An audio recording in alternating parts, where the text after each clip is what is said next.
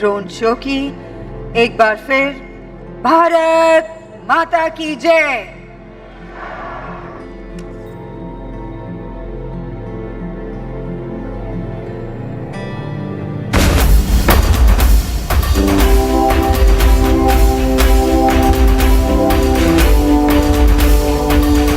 देवी और सज्जनों,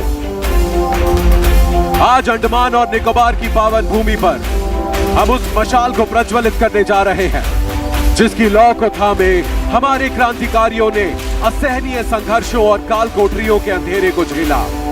इस माटी ने युगों से हमारे वीरों के बलिदान को अपने सीने में सहेज कर रखा है, लेकिन आज रात ये आसमान भी एक महान दूरदर्शी महानायक की अमर गाथा गाएगा। आकाश की ओर उठते ये ड्रोन आधुनिक भारत के कौशल और नेताजी के आत्मनिर्भर राष्ट्र के स्वप्न की साक्षात सिद्धि है। अंडमान के इस पहले भव्य ड्रोन शो के माध्यम से हम नमन करते हैं उस युगांतकारी वीर को जिसने अपनी हुंकार से सोए हुए राष्ट्र को जगाया और आजाद हिंद फौज के संकल्प से दुनिया के बड़े साम्राज्य को चुनौती दी। हमारे प्रिय नेताजी सुभाष चंद्र बोस। आज इतिहास अपनी धूल झाड़ कर उठ खड़ा हुआ है ताकि आसमान के कैनवस पर नेताजी के अजेय पराक्रम की दास्तान को रोशनी के अक्षरों में पिरो सके।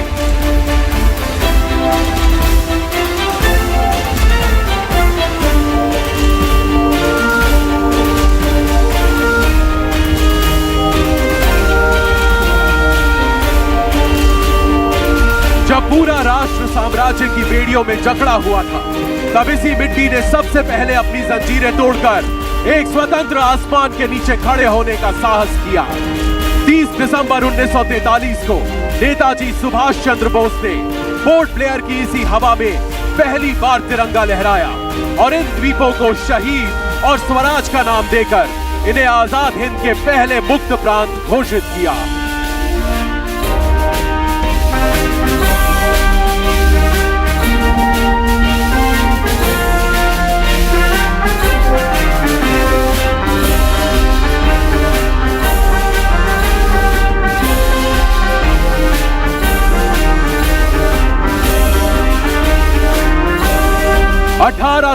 की उन गूंजों को अपने भीतर महसूस कीजिए जब एबरडीन की इस मिट्टी ने पहली बार प्रतिरोध का गौरव चखा था। यहाँ हमारे पूर्वजों के पराक्रम ने आधुनिक बंदूकों और दमनकारी साम्राज्य के फौलाद को चुनौती दी थी। ये स्मारक पत्थर का नहीं बल्कि उस भारतीय जिजीविषा का है जिसे मिटाने की कोशिशें तो बहुत हुई पर कभी सफल नहीं हुई।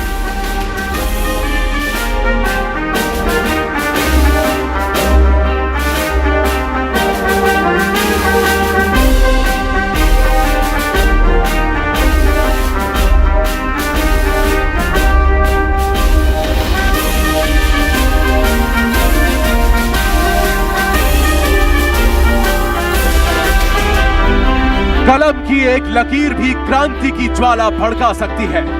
कूटनीति की स्याही से दूर ये नियति की स्याही थी। इसने केवल एक नाम नहीं लिखा बल्कि लाखों दिलों को आजाद हिंद के ध्वज तले लामबंद किया। इसी कलम ने हमारी चेतना पर चलो दिल्ली का नारा अंकित किया और स्वतंत्रता के स्वप्न को संकल्प, अनुशासन और लहू की वास्तविकता में बदल दिया।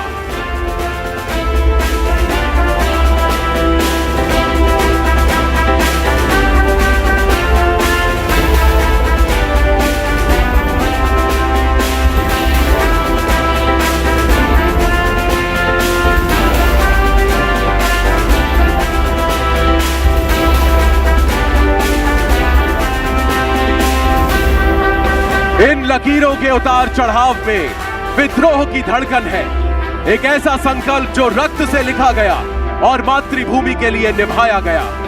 हस्ताक्षर की हर लहर उस महानायक के अधिकार को दर्शाती है जिसने दुनिया को बता दिया कि भारत की संप्रभुता कोई खैरात नहीं बल्कि हमारा जन्मसिद्ध अधिकार है।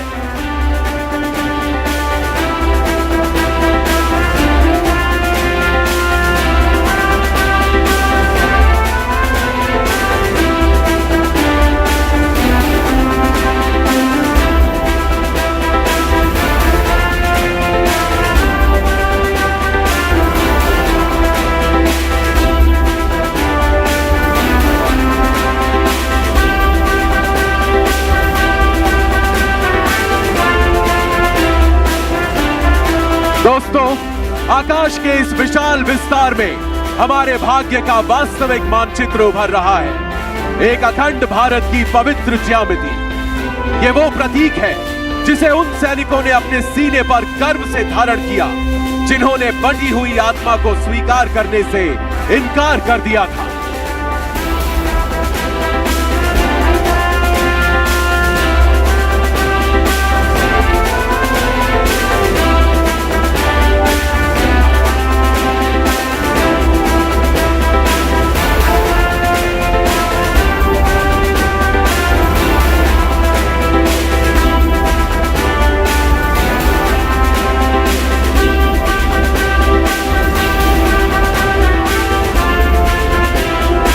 हमारे प्रिय नेताजी सुभाष चंद्र बोस, वो महानायक जिनकी आंखों ने 1943 के घने अंधेरे में भी आजादी का उजाला देखा और 7 समंदर पार पहली बार स्वतंत्र भारतीय सरकार की नींव रखी। आज हमें यह एहसास होता है कि नेताजी का असली स्मारक ईंट पत्थरों में नहीं बल्कि हर उस भारतीय के स्वाभिमान में है जो राष्ट्र को सर्वोपरि मानता है।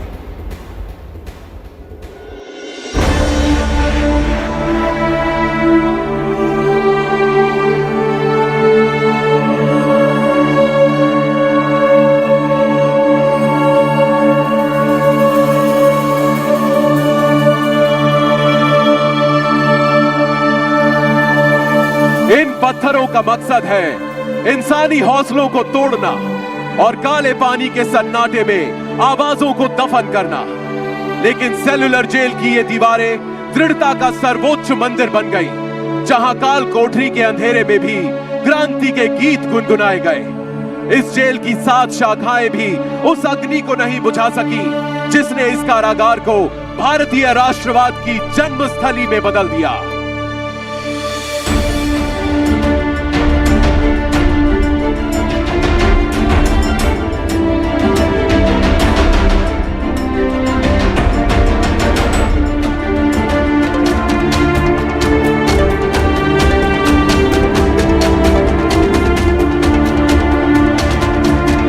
सेल नंबर 52 आज उस अजेय चेतना का प्रतीक है जहां 1857 के प्रथम स्वाधीनता संग्राम को अपना सबसे ओजस्वी इतिहासकार मिला। ये विनायक दामोदर सावरकर की वो कठिन साधना स्थली है जहां 10 वर्षों की अमानवीय यातनाएं भी उनके वीर संकल्प को डिगा न सकी और भारत को मिला एक अखंड और शक्तिशाली राष्ट्र बनने का अटूट आत्मविश्वास।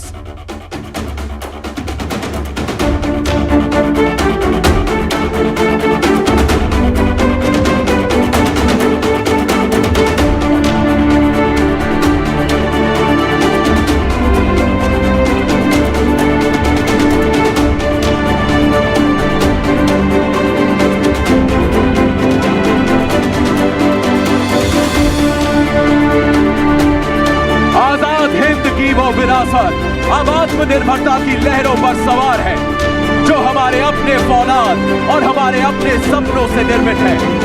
INS विक्रांत इस बात का उद्घोष करता है कि हमारी शक्ति अब किसी और की मोहताज नहीं है। जिन समंदरों को नेताजी ने कभी आजादी की तलाश में पार किया था, आज उनकी सुरक्षा हमारे अपने स्वदेशी पंख कर रहे हैं।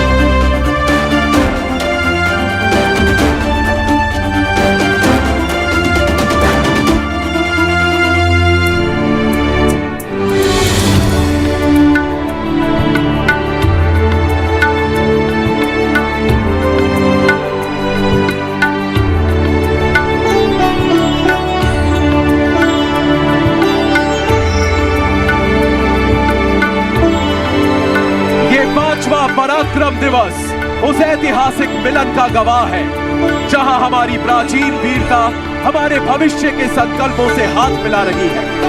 आज हम अपने महानायक की 129वीं जयंती महज एक स्मृति के रूप में नहीं बल्कि एक उभरती हुई तकनीकी महाशक्ति के सामर्थ्य और स्वाभिमान के साथ मना रहे हैं।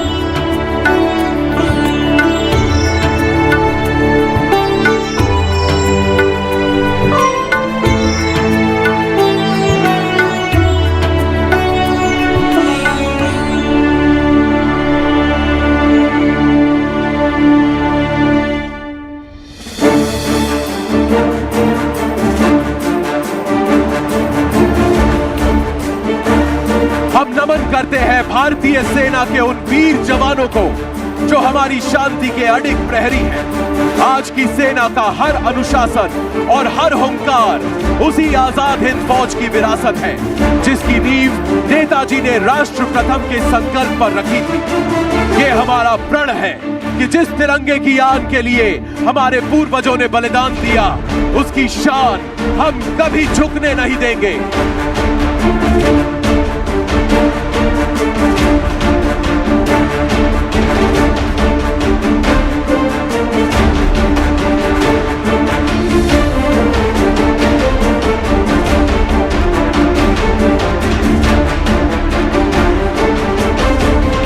ये वो गूंज है जो समय की सीमाओं को तोड़कर हमारे अतीत के बलिदान को हमारे भविष्य की समृद्धि से जोड़ती है।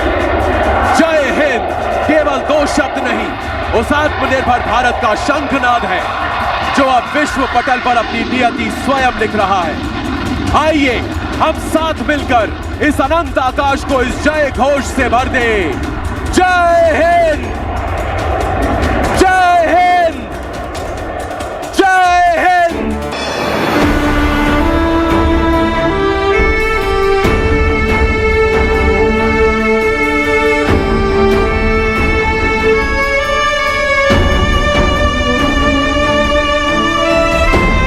दोस्तों, आज अंडमान के इस आकाश में नेताजी के अजेय भारत और वीर सावरकर के प्रखर भारत के उन सपनों को जिया है जो आज एक आधुनिक और आत्मनिर्भर हकीकत बन चुके हैं। इस ऐतिहासिक शाम का हिस्सा बनने और हमारे साथ इतिहास के इन पन्नों को फिर से जीने के लिए आप सभी का हृदय से आभार। ये रोशनी यहाँ समाप्त नहीं होती, बल्कि ये हमारे संकल्पों में मशाल बनकर जलती रहेगी, एक ऐसे भारत के लिए जो श्रेष्ठ है, सशक्त है और सदैव प्रथम है। अंडमान की इस वीर भूमि से आने वाली पीढ़ियों के लिए बस एक ही संदेश कि वीरता हमारी विरासत है और विजय हमारा भविष्य। आइए सब मिलकर कहें, भारत माता की, भारत माता की, भारत माता की।